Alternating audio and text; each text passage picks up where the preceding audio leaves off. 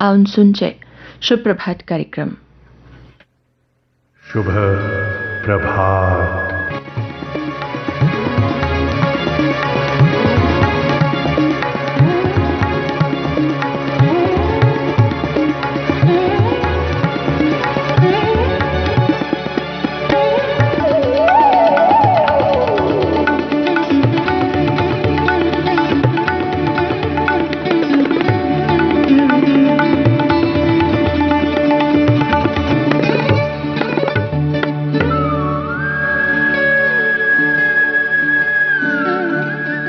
शुभ प्रभात कार्यक्रम सुनने वाले सभी दोस्तों को शिव मोहन का नमस्कार, आदाब, सत श्री अकाल।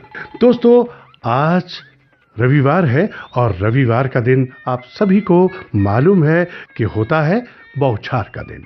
और बौछार में होते हैं आपके लिए गुदगुदाने वाले चुटकुले, जिससे आपका पूरा दिन हंसी खुशी के साथ गुजरे। तो चलिए शुरुआत करते हैं। दोस्तों, बॉस ने सभी एम्प्लॉइज के सामने पानी में पत्थर फेंका और पूछा कि बताओ भाई, पत्थर क्यों डूब गया? तो एक ही जवाब हर बार मिला, सर पत्थर भारी है सो डूब गया। फिर बॉस ने अपने प्रिय चेले से पूछा। उसने बहुत सुंदर जवाब दिया, कहा, सर मुझे तो सिर्फ एक ही बात समझ आई कि आपने जिसको छोड़ दिया वो डूब गया। ऐसे ही चेले नौकरी में तरक्की करते हैं। दोस्तों, कुछ औरतें आपस में पति पत्नी के रिश्ते पर बात कर रही थी। थोड़ी देर सुनकर एक बोली, अरे बहन, पता नहीं कुछ औरतें अपने पति की बुराई कैसे कर लेती हैं। अब मेरे वाले को देख लो, अकल के नाम का एक पैसा उसके पास नहीं, शक्ल राम ने दी ही नहीं, रंग ऐसा जैसे पैदा होते ही भट्टी में डालकर किसी ने भून दिया हो, और कंजूस तो इतना कि कपड़े भी सेकंड हैंड खरीद के पहनता है, खराटे इतने मारता है कि दिल करता है सोते ही नाक में मिट्टी का तेल डालकर आग लगा दूं। पर बहन, मजाल है जो आज तक मैंने उसकी बुराई की हो। जैसा भी है मेरा तो देवता है, मैं तो कभी नहीं करती उसकी बुराई। मायके गई हुई पत्नी ने अपने पति को फोन किया और कहा, सुनिए, अब मुझे ले जाइए।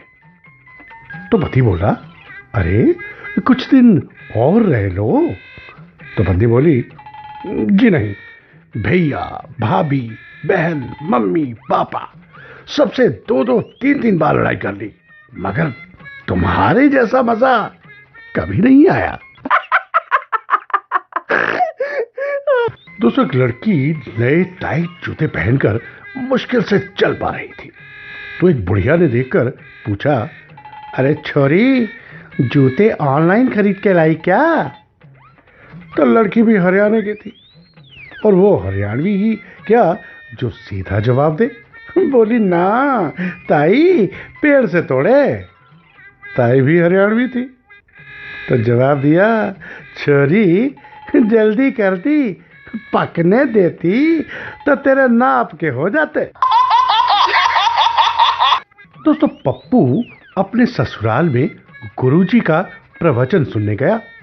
तो गुरुजी बोले, जो जो स्वर्ग जाना चाहता है वो अपना हाथ ऊपर करे।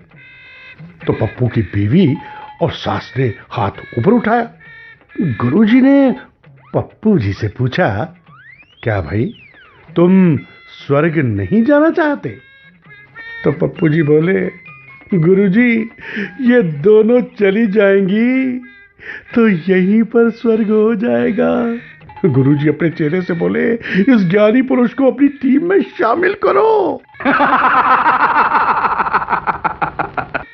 क्लास में नैतिक शिक्षा के पाठ के दौरान बच्चों को चोरी करना बुरी बात है, ये समझाने के बाद टीचर ने पूछा, अच्छा बताओ, यदि मैं किसी आदमी की जेब से उसे बताए बिना रुपए निकाल लेती हूं तो मैं क्या कहलाऊंगी? तो एक बच्चे ने हाथ उठाकर बताया, मैडम उस आदमी की बीवी। दोस्तों, एक पति ने अपनी पत्नी से कहा, अरे सुनो, मुझे ना आज अलादीन का चिराग मिला। तो पत्नी बोली, अरे वाह, आपने क्या मांगा? पति कहने लगा, मैंने कहा कि वो तुम्हारा दिमाग जो है ना उसको 10 गुना कर दे। तो पत्नी बोली, अच्छा, तो क्या उसने ऐसा कर दिया? तो पति बोला, अलादीन के चिराग से जो जिन्न निकला ना, वो हंसा और कहने लगा, शून्य से किसी को गुणा नहीं किया जा सकता। दोस्तों, एक फिल्म की शूटिंग चल रही थी। फिल्म डायरेक्टर हीरो को सीन समझाते हुए कहने लगा, तुम्हें अपने नौकर को आवाज लगाते हुए ये सीढ़ियां उतरकर नीचे आना है, और जैसे ही तुम नीचे आओगे सामने शेर खड़ा होगा। बस तुम्हें शेर को कुछ देर घूर कर देखना है। समझ गए? तो हीरो बोला, मैं तो समझ गया, लेकिन आपने शेर को सीन समझा दिया है ना। कोई खिड़की बन के नजर फिर गई तो बंदूक भी हाथ से गिर गई।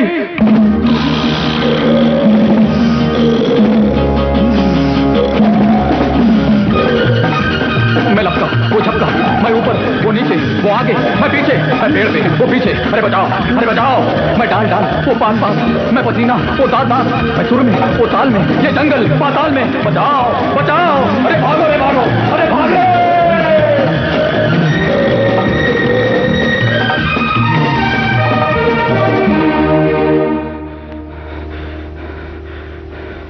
फिर क्या हुआ? खुदा की कसम, मजा आ गया, मुझे मार कर बेशरम खा गया। खा गया? लेकिन आप तो जिंदा हैं। अरे ये जीना भी कोई जीना है लल्लू? हाँ? दोस्तों, एक सजी धजी महिला दांत के डॉक्टर के पास गई और बोली, एक दांत निकलवाना है, पर सिर्फ 10 मिनट में। कोई एनेस्थीसिया, बेहोशी या दर्द की दवाई नहीं। थोड़ा बहुत दर्द होता है तो होने दो, पर जल्दी, मुझे एक किटी पार्टी में जाना है।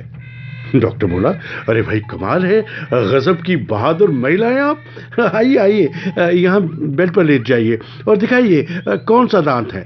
तभी महिला ने आवाज लगाई, अरे सुनते हो, आओ लेट जाओ और बता दो कौन सा दांत है।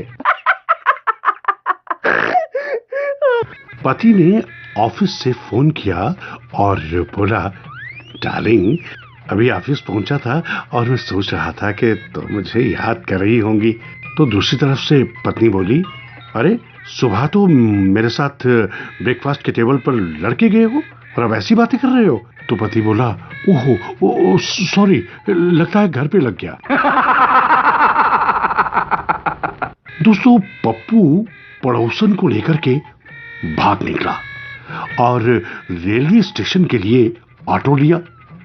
स्टेशन पहुंचने पे भाड़ा देने के लिए जैसे ही पप्पू ने अपना पर्स खोला तो ऑटो वाला बोला, अरे रहने दीजिए, इसके पति भाड़ा पहले ही दे चुके हैं।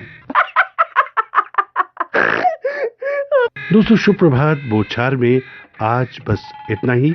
इजाजत दीजिए। नमस्कार, शुभ प्रभात।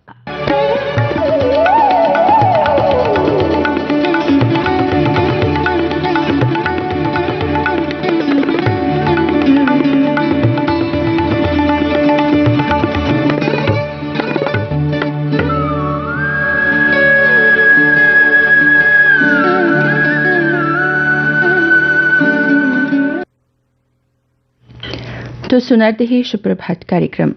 प्रस्तुति शिमोन शर्मा देही।